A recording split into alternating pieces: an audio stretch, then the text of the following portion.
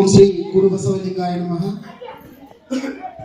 ವೇದಿಕೆ ಮೇಲೆ ಆಸೀನರಾಗಿರುವ ಸಮಸ್ತ ಹಿರೇಮಳಗಾವಿ ಗ್ರಾಮದ ಗುರು ಹಿರಿಯರು ಹಾಗೂ ಪ್ರೀತಿಯ ಮುಖ್ಯೋಪಾಧ್ಯಾಯರು ಹಾಗೂ ನನ್ನ ನೆಚ್ಚಿನ ಗುರು ಬಳಗಕ್ಕೆ ಹಾಗೂ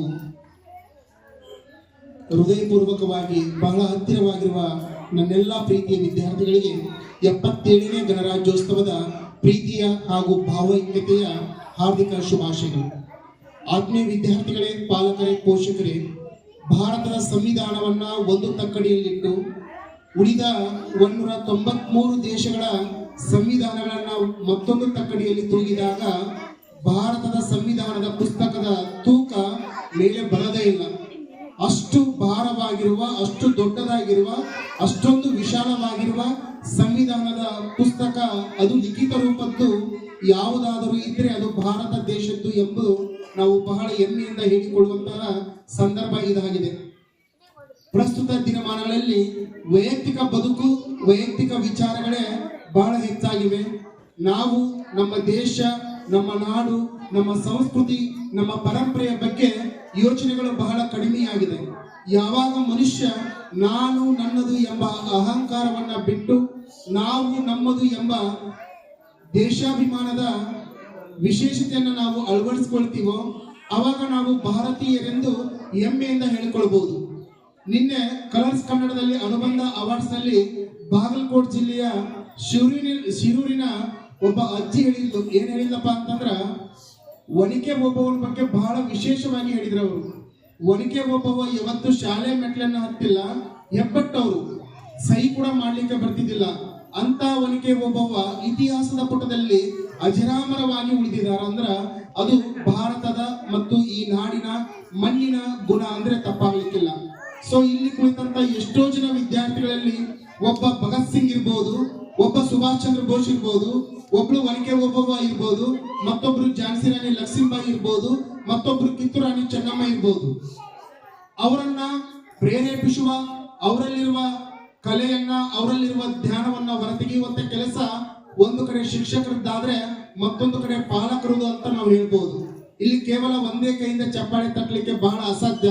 ಆ ಕೈಗೆ ಮತ್ತೊಂದು ಕೈ, ಪಾಲಕರ ಕೈ ಕೂಡ ಸೇರಿದಾಗ ನಾವು ಇಲ್ಲಿ ತಟ್ಟುವಂತ ಚಪ್ಪಾಳೆಯ ಶಬ್ದ ಗಗನಕ್ಕೂ ಕೂಡ ಮುಟ್ಟುತ್ತಂತ ನಾವು ಹೇಳ್ಬೋದು. ನಾವೆಲ್ಲ ಹಲವಾರು ರಾಷ್ಟ್ರ ನಾಯಕರ ಚರಿತ್ರೆಯನ್ನ ಓದಿದಾಗ, ಕೆಲವು ಜನ ರಾಷ್ಟ್ರ ನಾಯಕರ ಚರಿತ್ರೆಯನ್ನ ಓದುವಾಗ ಬಹಳ ರೋಮಾಂಚನಕಾರಿ ಅನ್ಸುತ್ತೆ. ಕೇವಲ 23 ವರ್ಷ ಬದುಕಿದ ಭಗತ್ ಸಿಂಗ್ ಅನ್ನ ಬೆಳಗಿನ ಜಾವ 6 ಗಂಟೆಗೆ ಗಲ್ಲಿಗೇರಿಸ್ತಿರ್ತಾರ. ಗಲ್ಲಿಗೇರಿಸುವಾಗ ನಿನ್ನ ಕೊನೆಯ ಆಶೆ ಏನು ಅಂತ ಕೇಳಿದಾಗ ನಾವು ನೀವೆಲ್ಲ ಏನು ಹೇಳ್ತಿದ್ವೋ ಬಿಡ್ತಿದ್ವೋ ಗೊತ್ತಿಲ್ಲ. ಭಗತ್ ಸಿಂಗ್ ಹೇಳ್ತಾರ, ನಿನ್ನೆ ರಾತ್ರಿ ನಾನು 12 ಗಂಟೆವರೆಗೂ ಸ್ವಾಮಿ ವಿವೇಕಾನಂದರವರು ಬರೆದಂತ ಪುಸ್ತಕವನ್ನ ಓದಿನಿ. ಇನ್ನೂ ಒಂದು 20-30 ಪುಟಗಳದಾವ. ಅದೊಂದು 20-30 ಪುಟಗಳನ್ನ ಓದಿದ ಮೇಲೆ ನೀವು ನನ್ನನ್ನ ಗಲ್ಲಿಗೇರಿಸ್ರಿ ಅಂತ ಹೇಳ್ತಾರ. ಅವರು ಅವರಲ್ಲಿರುವ ದೇಶಾಭಿಮಾನಕ್ಕೆ ನಾವು ಬಹಳ ಮೆಚ್ಚುಗೆಯನ್ನ ಸೂಚಿಸಲೇಬೇಕು. ಮತ್ತೆ ಭಗತ್ ಸಿಂಗ್ ರವರು ತಮ್ಮ ತಾಯಿ ಹೇಳಿರ್ತಾರಂತ, ಅವ್ವ ನನ್ನನ್ನ ಗಲ್ಲಿಗೇರಿಸುವಾಗ ದಯವಿಟ್ಟು ನಿನ್ನ ಕಣ್ಣಿನಿಂದ ಒಂದು ಹನಿ ನೀರು ಕೂಡ ಭೂಮಿಗೆ ತಾಕ್ಬಾರ್ದು, ದಯವಿಟ್ಟು ಭೂಮಿಗೆ ತಾಕ್ಬಾರ್ದು ಅಂತ ಹೇಳ್ತಾರೆ ಅವರು. ಯಾಕಂತ ಕೇಳಿದಾಗ, ನಿನ್ನ ಮಗ ಪ್ರಾಣವನ್ನ ಕೊಡ್ತಾ ಇರೋದು ಸ್ವಂತಕ್ಕಾಗಿ ಅಲ್ಲ, ಭಾರತ ಮಾತೆಗಾಗಿ ಅಂತೇಳಿ ಬಹಳ ಹೆಮ್ಮೆಯಿಂದ ಹೇಳ್ಕೊಳ್ತಾರ.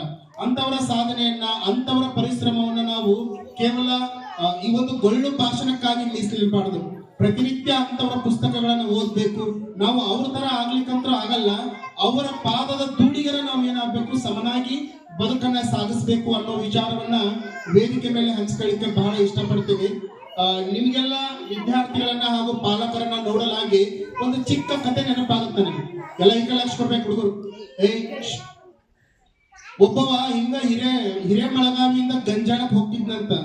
ಅವ ಸುದ್ದ ಇದ್ದಪ್ಪ. ಬಟ್ ಬಸ್ ಫುಲ್ ರಶ್ ಇರ್ತೈತಿ. ಹೆಂಗಾರ ಮಾಡಿ ಬಸ್ ಒಳಗೆ ಟಿಕೆಟ್ ತಗೋಬೇಕಂತ ಹೇಳ್ಬಿಟ್ಟು ತನ್ನ ಬಲಗಾಲನ್ನ ಏನ್ ಮಾಡ್ತಾನ, ಸುತ್ತಿರೋ ಬಲಗಾಲನ್ನ ಹಿಂದ್ಗಡೆ ಹಿಂಗತೆ ಮಡಿಸ್ಕೊಂಡು ಕಟ್ಕೊಂಡ್ಬಿಡ್ತಾನ. ಕಟ್ಕೊಂಡು ಆ ಕಡೆ ಈ ಕಡೆ 2 ಟಿಕೆಟ್ ಕೊಂಡು ಹತ್ತಾನ. ಅಂಗವಿಕಲ ಇರ್ಬೋದು ಅಂತ ಹೇಳ್ಬಿಟ್ಟು ಎಲ್ರು ನಂಬಬೇಕಲ್ಲ. ಬಸ್ ಹತ್ತಾನ. ಹತ್ತಿದ ಮೇಲೆ ಅಲ್ಲೊಬ್ಬಕಿ ಗರ್ಭಿಣಿ ಕುಂತಿರ್ತಾಳ. ಅಲ್ಲಿ ಬೋರ್ಡ್ ಬರ್ದಿರ್ತೈತೆ ಆ ಸೀಟಿಗೆ, ಅಂಗವಿಕಲರಿಗೆ ಮಾತ್ರ ಅಂತ ಹೇಳ್ಬಿಟ್ಟು. ಇವ ಆ ಹೆಣ್ಮಳು ಕೂಡ ವಾದ ಮಾಡ್ತಾನ, ಇದು ಅಂಗವಿಕಲಿಗಾಗಿ ಇರುವಂತ ಸೀಟು, ನೀವು ಎದ್ದು ಹೇಳ್ರಿ ಅಂತೇಳಿ ಎಬಿಸಿ ಅಲ್ಲಿ ಕೂರ್ತಾನ. ಮುಂದೆ ಹೋಗ್ತಾನ ಚಿಕ್ಕಮಗಳೂರು ಕ್ರಾಸ್ ಬರೋಣ ಬಸ್ಸು ಆಕ್ಸಿಡೆಂಟ್ ಆಗ್ಬಿಡ್ತೈತೆ. ಅದು ಆದ್ಮೇಲೆ ಎಲ್ಲರೂ ಕೆಲವು ಜನ ಸತ್ತೋಗ್ಬಿಡ್ತಾರೆ, ಕೆಲವು ಜನ ಕೋಮಾಕ್ ಹೋಗ್ತಾರ. ಈತನು ಕೂಡ ಕೋಮಾಕ್ ಹೋಗ್ತಾನ. 3-4 ದಿನ ಬಿಟ್ಮೇಲೆ ಇವನಿಗೆ ಪ್ರಜ್ಞೆ ಬರ್ತೈತಿ. ಪ್ರಜ್ಞೆ ಬಂದ್ಮೇಲೆ ವಿಪರ್ಯಾಸ ನೋಡ್ರಿ, ಆ ಆಕ್ಸಿಡೆಂಟ್ ಒಳಗ ಅವ್ನ್ ಬಲಗಾಲ ಕಟ್ಟಾಗ್ಬಿಟ್ಟಿರ್ತೈತಿ.